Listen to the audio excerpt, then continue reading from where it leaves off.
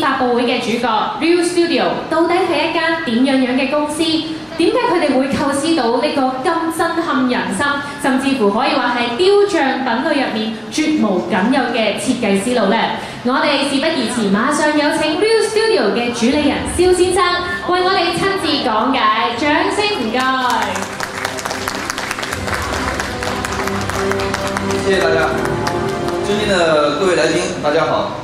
歡迎來自世界各地的朋友們相聚在由東映動畫和 Real Studio 聯合舉辦的《海賊王》動畫化25周年新品發布會。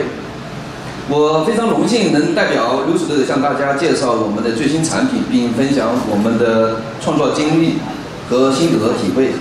首先介紹一下我們的品牌 Real Studio 成立於2015年，總部位於馬來西亞，並在新加坡、中國香港和中國大陸設立了分部。溜有一個寓意是龍，龍是古人的信仰圖騰，象徵着力量、勇氣與毅力，也代表着我們的團隊精神。這不僅是我們的名字，更是我們的信念。我們希望在每一件作品中都能夠體現出這種精神，並為大家帶來與眾不同的收藏體驗。自2015年以來 ，Real Studio 已經走過了9個年頭。在這9個年頭發展歷程中，我們始終堅守初心，致力於將經典 IP 內容和形象進行最大程度的立體化還原。以下是我們的一些重要里程碑：2015年，我們簽約了 Naruto 和 Bleach 的版權；2017年，我們簽約了Dragon Ball 的版權；2018年，我們簽約了 One Piece 的版權；2022年，我們簽約了聖鬥士星矢的版權。我們的品牌理念是致力於將 IP 內容及形象最大限度的立體化還原，觸達全球收藏家，並通過自有供應鏈，我們已經構建了完善的設計、工程解析、生產及維保服務體系，旨在提升收藏體驗的質量和持久性。眾所周知，近年來全球消費力有所放緩，雕像行業尤為明顯。然而 ，Real Studio 始終堅持做難而正確的事，在尊重原創者和 IP 的基礎上進行創作。秉承着一絲不苟的工匠精神，勇敢面對市場的嚴苛要求。我們深知，在市場需求多樣化的情況下，創造出一個優秀的作品是多麼艱難。但這正是 Real 團隊所熱衷的挑戰。我們的團隊就像路飛的草帽孩子團一樣，不斷挑戰自我，追尋夢想，勇往直前。我們相信，只有在困境中不斷突破，才能創造出令人驚嘆的作品。此次25周年紀念雕像項目，Real 團隊非常榮幸能夠與東映動畫合作，歷時近3年進行開發的打磨。這款雕像是我們迄今為止難度最高、場景最宏偉、人物最多的作品。從場景設計、3D 建模到最終實際製作，每一個環節都充滿了挑戰與驚喜。經過3年的堅持，克服設計到落地的各種困難，我們終於完成了這款偉大的作品。為了致敬《海賊王》IP 的經典之作，我們在原彩色版的基礎上增加了墨色塗裝版本，以黑白主色調來表達作品的層次感。這一創意得到了作者及 IP 監督組的認可。同時，我們還提供了套裝版和單人版的選擇，以滿足不同收藏需求的客戶，為大家提供更多的搭配方案。在此，我想特别感谢我们的创作团队，他们的每一个环节中付出的努力与智慧，使得这款雕像能够完美呈现出《海贼王》中这款关键战役的精髓与故事。也感谢东映的各位领导的支持。希望每一位《海贼王》的粉丝在看到这款雕像时，我们感受到当时观看动画时的激情与感动。我们希望各位能继续关注和支持 Studio， 我们将不断努力为大家带来更多卓越的收藏品。希望我们的作品能在您的收藏中占有一席之地，并期待听到您的宝贵反馈。最后，我很荣幸地向大家介绍一位收藏品行业的先锋，他在这个领域有着10多年的专业经验，并且对收藏充满热情。他共同创立了 Red Titan， 与全球爱好者分享他的知识。让我们欢迎来自英国的 Alex 上来，为大家介绍 Studio 的最新作品。Thank you, everyone.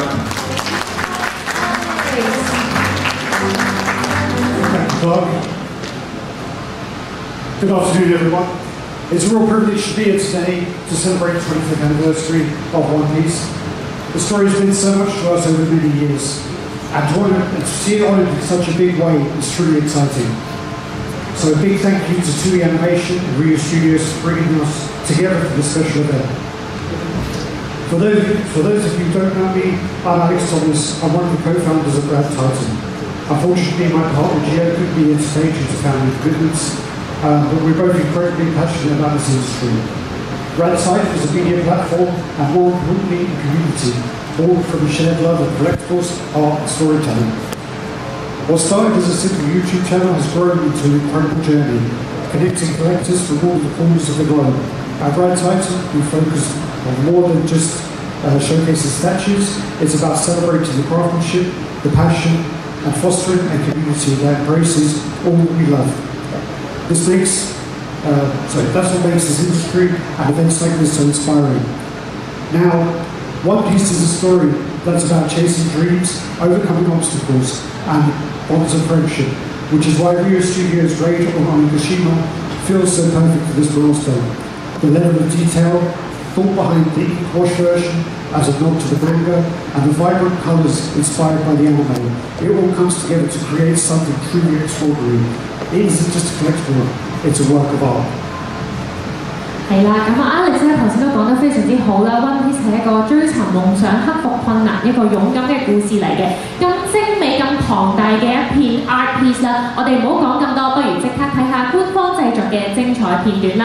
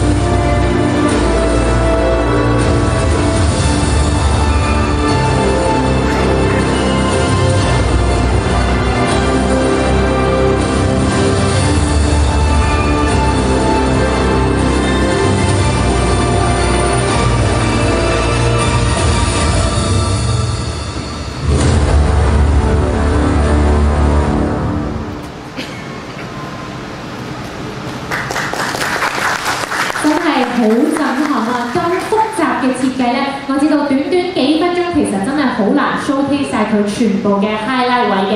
咁我知道咧，我哋現場其實有設計團隊係喺呢度，咁我哋不如就即刻請鬼島系列雕像設計師 Jackie 去代表佢嘅團隊同我哋分享一下啦。Please Jackie。Thank you, Anne. Hey everybody, my name is Jackie Wong. I'm representing Ryu Studios designing team to give a short speech here today. I'd like to express my heartfelt gratitude to friends from all over the world who can't have traveled such a long distance to attend this Ghost Island launch event today. First and foremost, I feel incredibly excited and at the same time deeply honored to be here. I want to thank the Toy Animation for bringing such an incredible IP into our lives, allowing us to enjoy, experience, and love it together. I'm also profoundly grateful to Toy Animation for trusting us, Ryu Studio, with such an important task. This is one of a kind piece of art in the history of One Piece series statues. To bring together so many characters and such a grand scene in a single piece, and to do this during the 25th anniversary of the One Piece series, a milestone worth commemorating, make this project even more meaningful. I hope everybody enjoyed the event today, and thank you very much for attending again. Thank you, Jackie. 咁大家都見到呢一副咁精彩嘅產品，我哋都係時候要公佈佢嘅價格啦。嗱，海賊王動漫25週年紀念雕像咧，包括呢兩個彩色版啦，同埋有一個水墨版嘅，兩者都會喺呢個雙子會 TT site 度展示。而我哋都好高興咧，今日同大家分享版數同埋定價嘅圖表，因為呢一款限量版雕像咧，絕對係每個海賊王粉絲值得收藏嘅頂級傑作嚟嘅，慶祝海賊王動畫25年嘅冒險同埋傳奇。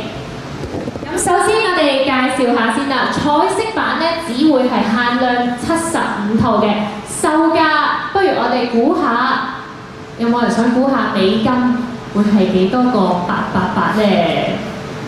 好，我哋公佈啊，就係1888蚊美金嘅。嗱，咁呢個就係彩色版啦，我哋又不如睇下墨水版嘅一個影片先咧。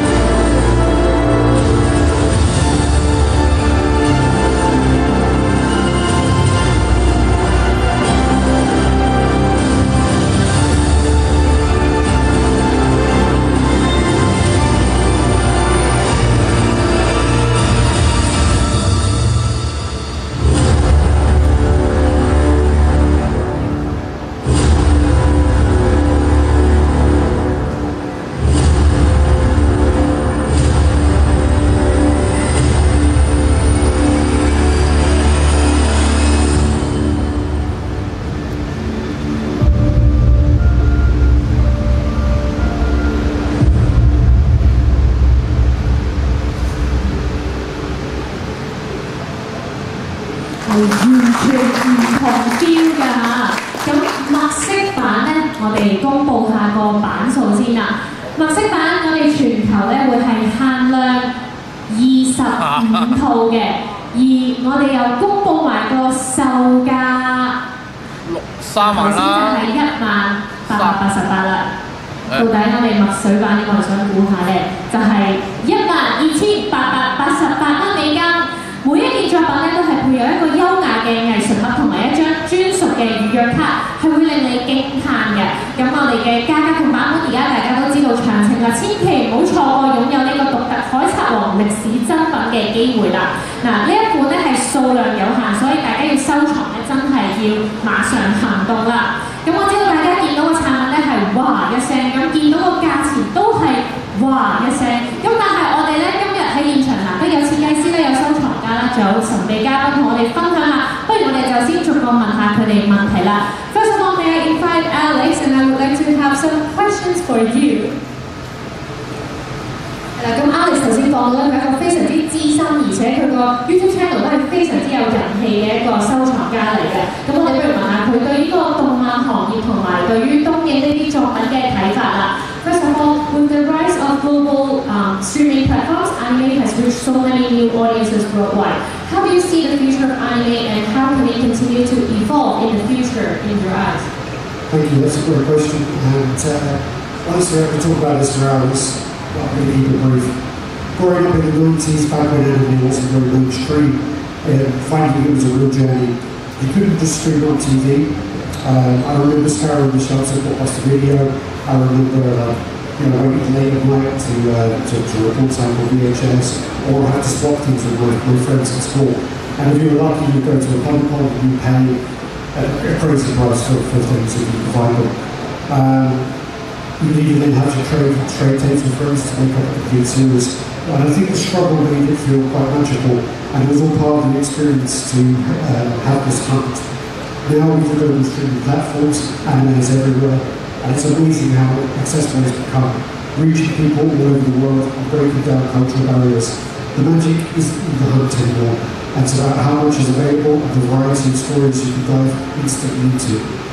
Looking to the future, I think anime will keep pushing boundaries. It has to keep exploring diverse storytelling, collaborating with creators globally, and extending to new technologies like AR and VR. We're already seeing the impact of mobile gaming, AAA gaming, and other interactive experiences. By embracing these new mediums, anime is still fresh, while handing on to the heart and creativity that makes it so special to the audience. Thank you，係啦，我同佢一樣啦，即係我都記得細個咧，好多動漫作品咧，可能你要半夜爬起身睇電視啦，或者香港電視冇做嘅咧，其實我哋都好難上網揾到。但係而家撳個掣咧，成個網都可以揾到好多唔同嘅動漫作品。個經驗體驗係唔同咗，但係我哋得到嘅感動都係多咗嘅。好，咁 for the next question, if you could choose one toy animation character to be your digital ambassador or mascot, who would you choose and why?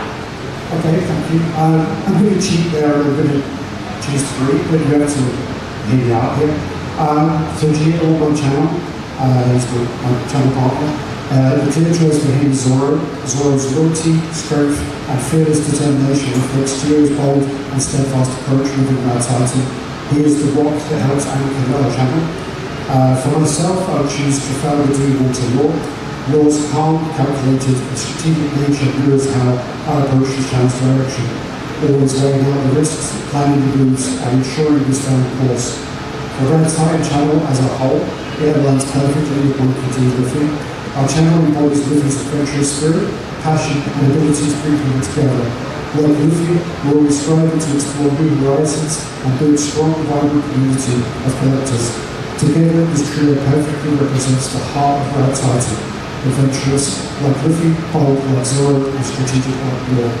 好啦，頭先我哋就問到佢啦，如果要揀一個東映嘅人啦去做代表佢哋，佢會揀邊個咧？佢就揀咗3個，非常之貪心，但我都明嘅，因為 One Piece 咧實在太多人物咧係精彩，咁佢就揀咗 Solo 做佢嘅 partner 啦，就係一個基石啦，一個勇敢去開創啦，同埋一個非常之有勇敢嘅男人，而佢自己就揀咗羅啦，係一個有策略嘅男人，同埋佢哋嘅 channel 夾埋咧就係 Monkey D. Luffy 啦，咁有探險家嘅精神，經常去探險一啲新嘢嘅。Thank you so much, Alex.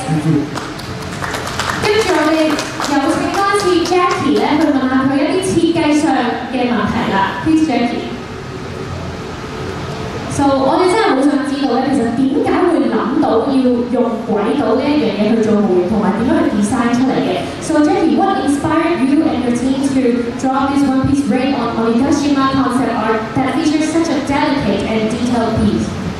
Thank you, Anne, for the question. But first of all, I have to introduce our concept designer, Mr. Kai, because without him, he won't be here today. So he's sitting there doing the tech support today. 呢個就係 concept designer Kai。So I will share his view in terms of this concept design on his behalf now. So first of all, people may ask why this ridiculously massive project? The original intent of this project is pure self-challenge. We wanted to experiment with using a single sculpted scene to describe the content of an entire chapter in one piece series. And we believe that the Ghost Island chapter was the most suitable content from designer's perspective. Also, as you can see, there are 12 characters in total standing on this tremendous ghost stone base. The design centers on the battle between the Kaido and the Luffy, which is the final duel of this character. And the other characters are arranged around the two. The most challenging and risky aspect of this creation process was that 3 years ago, when we actually were designing the original concept art, the enemy storyline had only advanced to the chapter where Luffy had just entered the Ghost Island. This means our creation was based on the bold speculation about how the story would unfold. For instance, we predicted Zero versus King on the diorama, also Senji versus Queen, and so on. Most importantly, the fallen Ghost Island base design itself. The shattered base symbolized the conclusion of this chapter with Kaido's defeat. If the official storyline had deviated from our predictions, then we would have faced the risk of starting over from scratch. But thankfully, Oda Sensei blessed us, and our prediction turned out to be perfectly accurate. At the end, we hope everyone enjoys this one-of-a-kind piece. 我唔知大家會唔會都好似佢哋嘅團隊咁咧，喺每一個篇章，大家都知道 One Piece 係高潮迭起㗎啦，會唔會去推估嚟緊係邊一個打邊個咧？因為佢哋3年前製造呢一個 concept art 嘅時候，其實佢哋係唔知個故事係會點樣走向，係佢哋自己去大膽推測，而咁啱嗰個劇情咧就真係如佢哋所料咁，邊個打邊個，咁所以就製造到唔使重新嚟過整呢一個咁龐大嘅藝術品啦。So what are the other obstacles or challenges that you face making this art piece? Yeah, another part will be the coloring part. As mentioned earlier, this piece has surpassed the typical scope of animation-inspired statues. As painting team ourselves, the goal was to use the paintboard to tell a grand story of Ghost Island chapter for players and fans. Making the integration of colors across all characters is a major challenge of this creation. To be able to achieve that, we used the fairy environmental tones of the Ghost Island base. This color played a vital role in this project. Building on the traditional painting style, we incorporated the colors, which is quite unusual in animation statue industry. This approach allowed us to get each character to harmoniously connected with the grand base scene, thereby enhancing the overall duration and the storytelling of the entire composition. Besides what we have achieved by far today, we believe there are still many details that can be further refined and polished. If time permits, we will continue to make additional optimization for our collectors and fans. So at the end, we hope this piece adds a bold and a vibrant chapter to One Piece 25th anniversary and serves as a special Christmas gift for all our One Piece fans.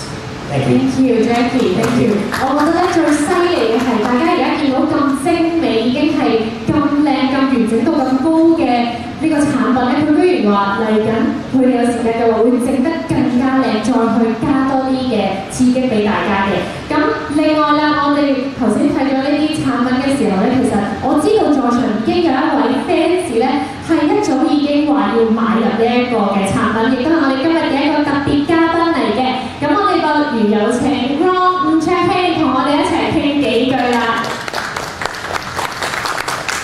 Hello， 大家好，我係徐飛，係。非常之熟悉嘅面孔。咁我聽講咧，你好早喺澳門展覽嗰陣咧，其實已經喺 Real Studio 度預訂咗呢成套12款嘅 Raid on Onigashima 嘅鬼島嘅雕像啦。可唔可以分享下點解會吸引到你購買成套咧？